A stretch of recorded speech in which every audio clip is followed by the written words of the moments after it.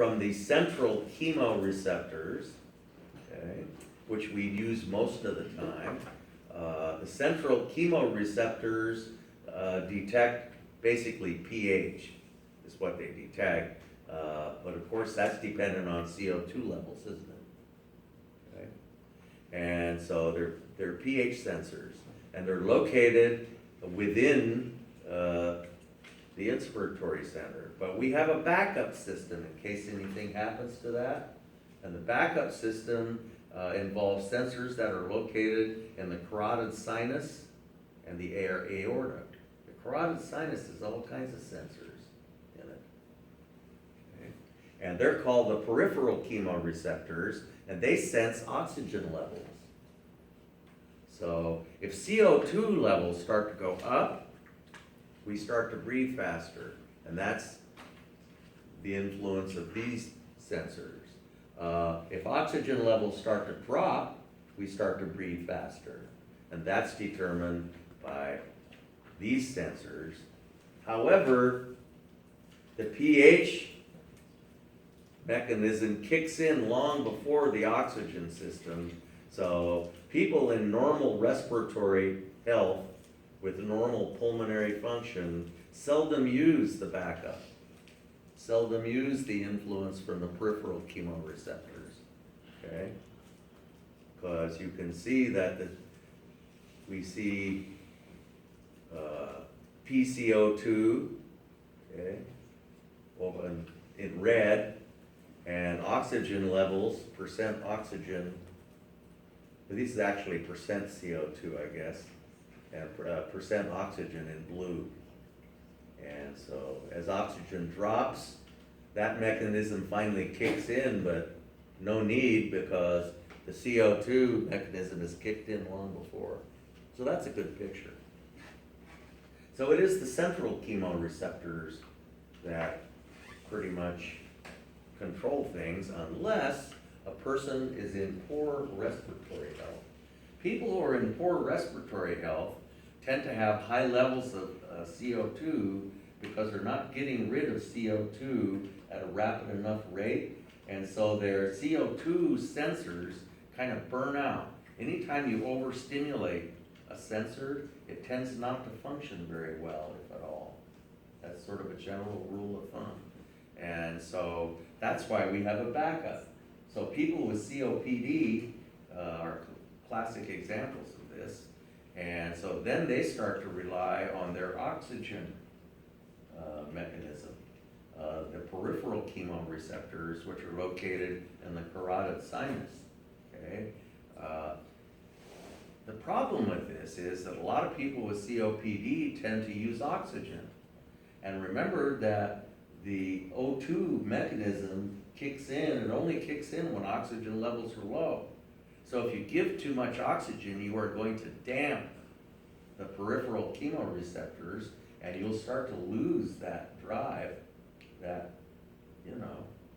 mechanism, that breathing mechanism as well. And so generally, they try not to give these people more than 2 liters per minute, because they don't want to, they want to not dampen this oxygen mechanism, because it only works when oxygen levels are low. It's kind of a catch-22, because these people don't want to have low oxygen levels, but that's when that mechanism is going to kick in. So try to take care of your respiratory health. Okay? Individuals with COPD are given oxygen therapy, and try not to use too much. And if you've ever watched someone, you may notice that a lot of them don't do it all the time. They're encouraged not to use it all the time and to go without, because it's much better for your peripheral chemoreceptors to, be used. So, okay. Neurons of the inspiratory center are very sensitive to CO2 levels, and the primary reason for this is because, of course, the whole brainstem is bathed in cerebrospinal fluid. Cerebrospinal fluid, interestingly, is not buffered bicarbonate buffer system is not operative in cerebrospinal fluid, and so therefore, slight changes in pH are not gonna be compensated for. And so a slight change in pH will be noticed really quickly by these central chemoreceptors. And so, as CO2 levels increase, the autorhythmic rate of the inspiratory center increases markedly. Just an increase of just 4 millimeters of PCO2 can result in a doubling of minute ventilatory volume. Okay? Because the chemoreceptors for pH are located bathed in CSF, which is not buffered, because there are no red blood cells, and the red blood cells contain that enzyme that catalyzes bicarbonate buffer system.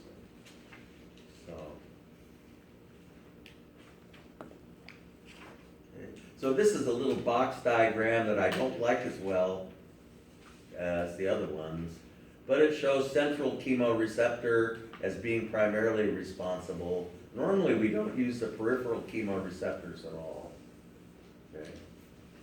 Because the central ones have kicked in long before these would. So that's,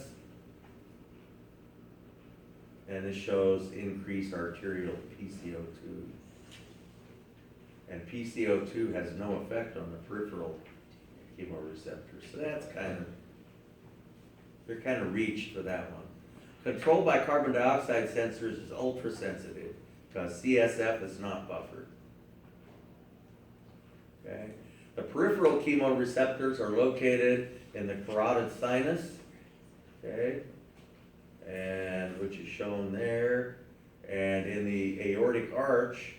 And we see nerves from both those regions going right up to the region of the medulla oblongata, where we know the inspiratory center resides. Okay? So, and there's that's the good picture. Okay? And so things that alter breathing rate, primarily the chemoreceptors, okay? Central and peripheral, but there are receptors in muscles and joints, proprioceptors that have a little bit of influence on it. If you breathe in some really noxious substance, you'll breathe it out ever so quickly, okay? And there are also stretch receptors in the lung. There's a reflex called the Herring-Brewer reflex, that if your lungs are stretched too much, it'll force you to breathe out. And and emotional stimuli can alter breathing rate, of course, and cause hyperventilation and all kinds of things. So that is the respiratory system. We move on to introduce the urinary system, okay? And starting off with a discussion of its anatomy, and we'll be talking about that in lab on Wednesday as well. So what are the functions of the urinary system? More than you might think. These kidneys are unbelievably small. I've held one in my hand, and it's just teensy. It fits right in the palm of your hand, and looks just like a kidney bean, only it's bigger. But not that, I mean, they're not very big at all for the importance that they occupy. What do? They remove unwanted solutes from the blood, things we need to get rid of, waste products, besides carbon dioxide, which we can breathe out. There are all kinds of other things like urea and other solid waste products that are dissolved in blood, toxic substances, whatever. But it's got to be polar to be removed by the kidneys. Okay. Water retention is huge, and the kidneys are totally responsible for water retention. And we'll talk about obligatory and facultative water retention next week. We've kind of mentioned them a little bit already. Okay. pH balance. The kidneys can either dump or retain bicarbonate ion, and that has the effect of shifting that chemical equilibrium one way or the other. Okay. And of course, if you control water retention, you're controlling blood pressure. People with long-term blood pressure who take meds for high blood pressure, it's usually it's virtually always a water retention issue. And many of the antihypertensive drugs that are given manipulate the water retention mechanisms that we'll talk about next time. Talk a lot of stuff next week. And finally, remember, it's the kidneys that have oxygen sensors that release the hormone erythropoietin that controls the amount of red blood cells that we produce. So, lots of important things. Okay, the anatomy is fairly simple. You've got these two little organs located in the retroperitoneal region, and the urine that they produce drains down these ureters and is stored in the urinary bladder. You shouldn't just say bladder, better to say urinary bladder, because we have other bladders in the body, okay? And you can be hanging upside down and urine will still pass down the ureters because waves of peristaltic contraction force the urine down the ureter, so that it will reach, whether you're upside down or if you're, you may wonder about things like that. People who go out in space for a year with no gravity, is this a gravity feed system? Well, it must not be, okay? And so, one thing I never mentioned is, what about blood falling from the atria into the ventricles, okay? Normally we just rely on it, just sort of falls in there, but when you're out in space, that's when atrial contraction becomes important in determining the end diastolic ventricular volume. So, little things like that become important when there's no gravity. Okay? Picture, typical cadaver picture. These blood vessels are really large. Okay? Doesn't show you much. These adrenal glands don't look anything like the pictures they show in the textbooks. Okay? So, as with so many organs, we have an outer layer of tissue called the cortex and a deeper layer called the medulla. Okay? And it is in the cortex and medulla that urine is produced. The urine then drips off the ends, the little tips of these renal papillae, as they're called, into this urinary drainage system, which consists of a bunch of receiving vessels called calyces, which is plural for calyx. It's kind of like phalanges and phalanx. Okay? And so the calyces confluence together to form the renal pelvis, which narrows into the ureter.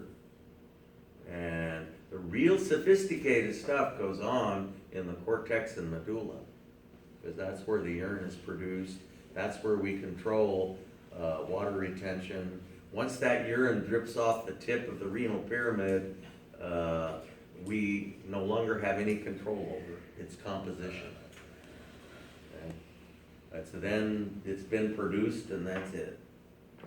Okay, so the drainage system, we have the minor calyces which receive the urine, that confluence into the major calyces, which confluence into the renal pelvis, which narrows to form the ureters, which joins the bladder at the ureterocystic junction.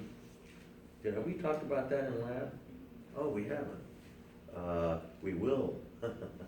And finally, the urine exits the body by the urethra. Okay, so there are two ureters, there's only one urethra. So the calyces anastomose to form the renal pelvis. So the drainage system and all that, talked about it.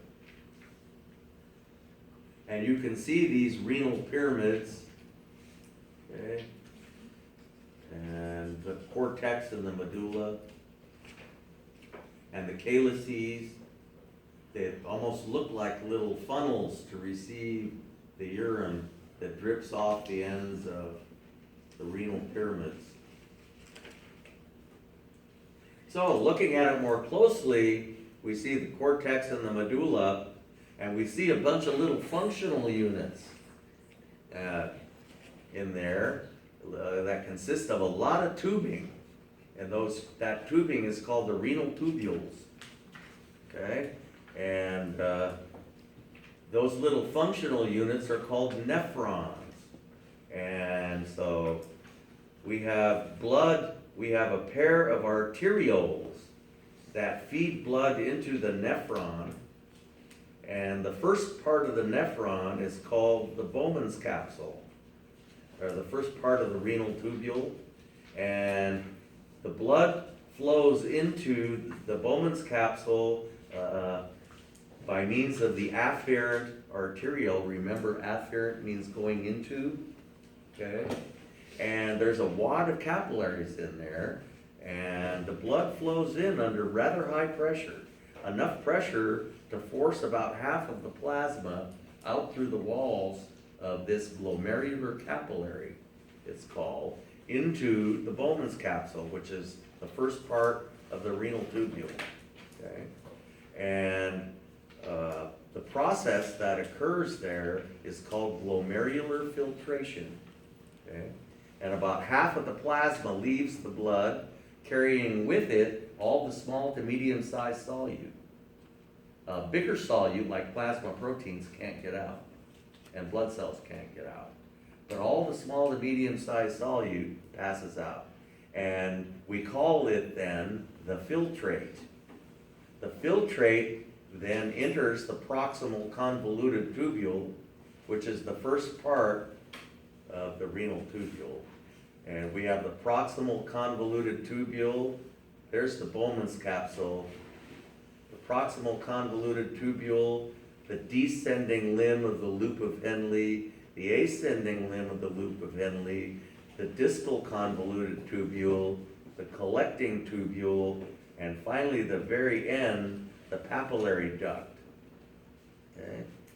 And so you see that this little blood vessel that went in, the afferent arteriole, the one that comes out isn't nearly as big. The efferent arteriole isn't nearly as large because it lost about half of its contents. Okay?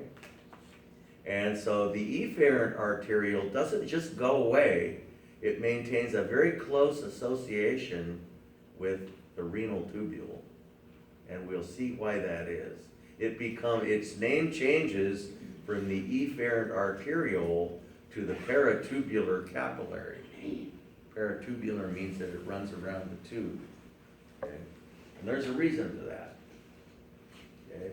The kidneys receive about 20% of cardiac output, and that means about 180 liters of filtered plasma per day enters the Bowman's capsule.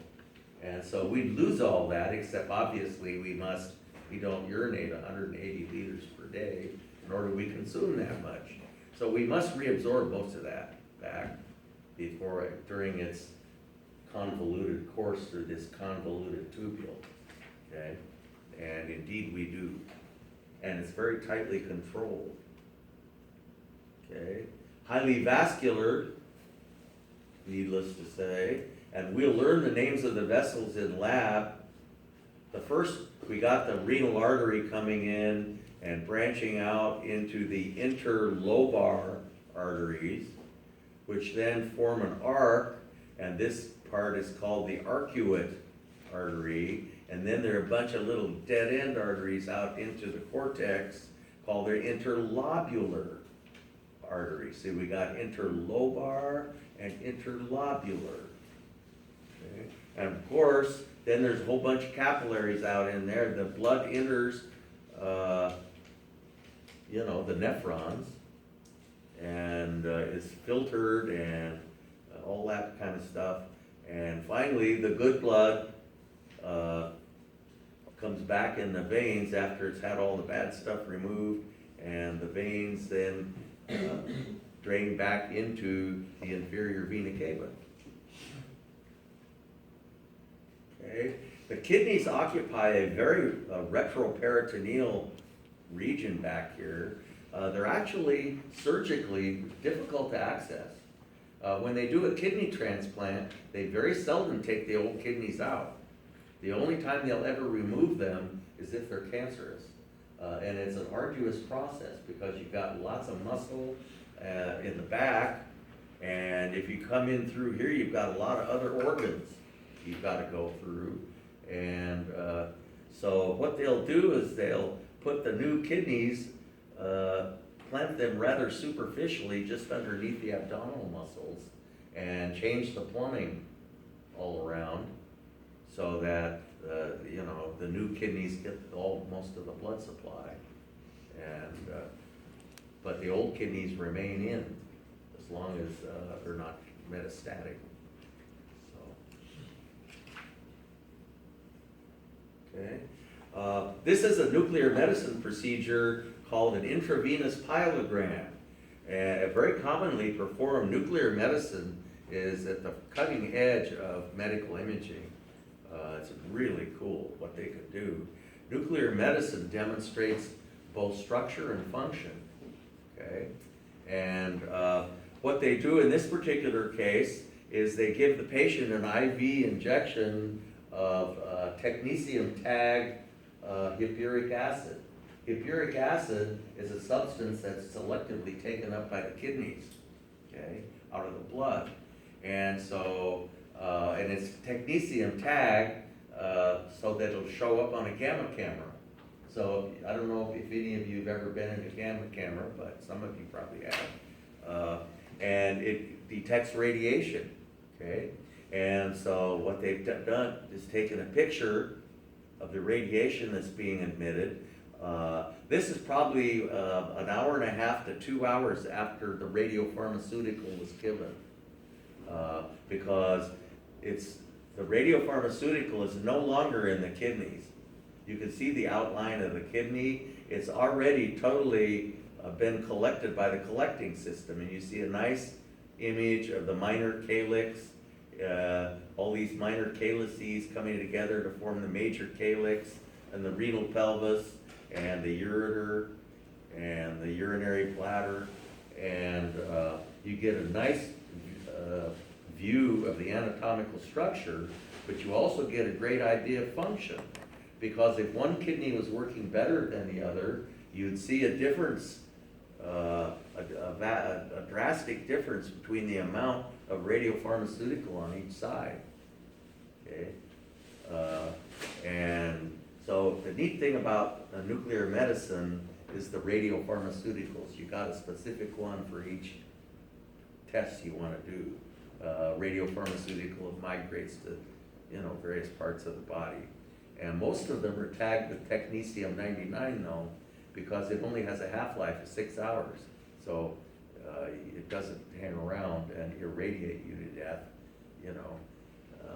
for very long. So, plus, of course, this one is completely drained out in the kidneys, or runs out the urethra, and is gone. This person looks to be totally normal to me. It would show you kidney stones, it would show you bladder cancer, or a tumor on a kidney, or whatever would show it very nicely. And kidney function seems to be the same for both kidneys. It's a great example of the value of these nuclear medicine procedures. Okay. The bladder, the urinary bladder, is capable of a great deal of distension. It can be anywhere from about the size of a walnut to the size of a grapefruit, depending on the size of the individual. And of course, we've got the one problem is that water is an incompressible fluid, and sooner or later you can't wait forever. And so at some point you'll have no choice but to empty the bladder. Okay. The urethra is rather elaborate in the male. It passes through the prostate gland, then it passes through the urogenital diaphragm, and then it passes through the penis. It doubles as both a urinary structure and a reproductive structure. And so there are three parts that we'll learn in lab: the prostatic urethra, the membranous urethra, which passes through the urogenital diaphragm, which is the muscular floor of the pelvic cavity, and then the spongy urethra, which passes through the corpus spongiosum of the penis. So, rather elaborate. In the female, it is strictly a urinary structure and passes only through the urogenital diaphragm, and is a whole lot shorter. So, notice how thick the walls of the urinary bladder are, because once again, it's not a gravity feed. Thank goodness for people in space. The way that we get rid of urine is muscular contraction of these powerful detrusor muscles in the walls of the bladder. So, okay, and so we can look at the kidneys using a series of MRI images of axial slices starting up at the top of the kidney, and you can see the adipose capsule that surrounds the kidney for the purpose of cushioning, and the retroperitoneal location. This is inferior vena cava, and this is it's about a centimeter lower. You can distinguish between the cortex and the medulla, have slightly different colors there. And we're starting to see the hepatic portal vein. And now we're starting to see the calyces. Cortex, medulla, and the calyces are starting to show up. Okay. And here we see, how do I know that this is a renal vein and not a renal artery?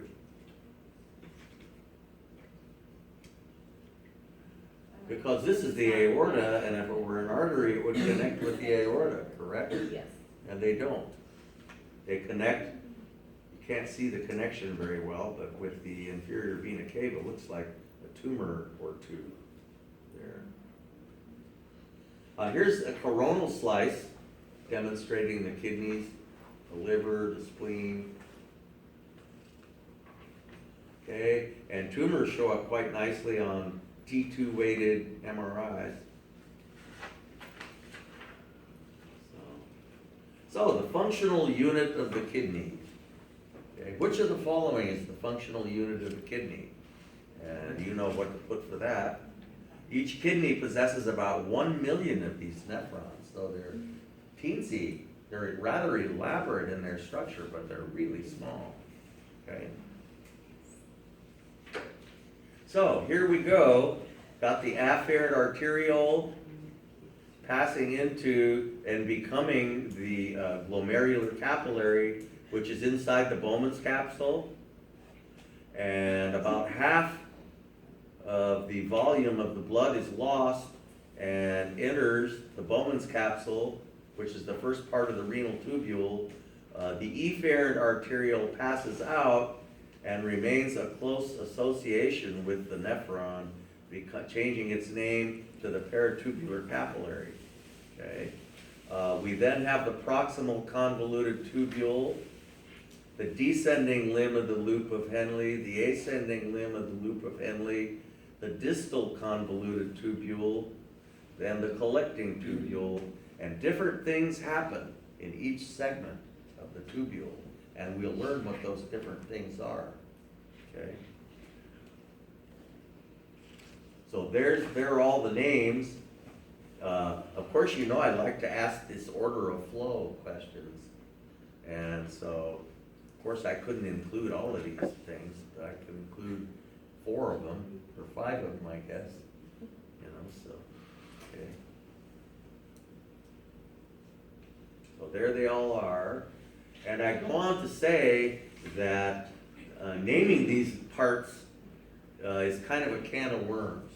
And you know, the old adage that there are 3 names for everything comes into play. And we're going to use my words. So if the book uses some slightly different words, I think. And I picked up one of them, but and depending on what text you're looking at, they'll use different words. And this might be a case where it's best to, you can look at the text if you have it, and, or look at this, or whatever. Okay, so the filtrate, when the first liquid leaves the blood carrying with it all the small to medium-sized solute, we call that the filtrate. The process is known as glomerular filtration. What happens in that glomerular capillary is called glomerular filtration. It is the first step in urine production. Okay? It is very non-selective because all the small to medium-sized solute is removed irrespective of its identity. My TAs had a great little analogy that they used to tell everybody that I really liked.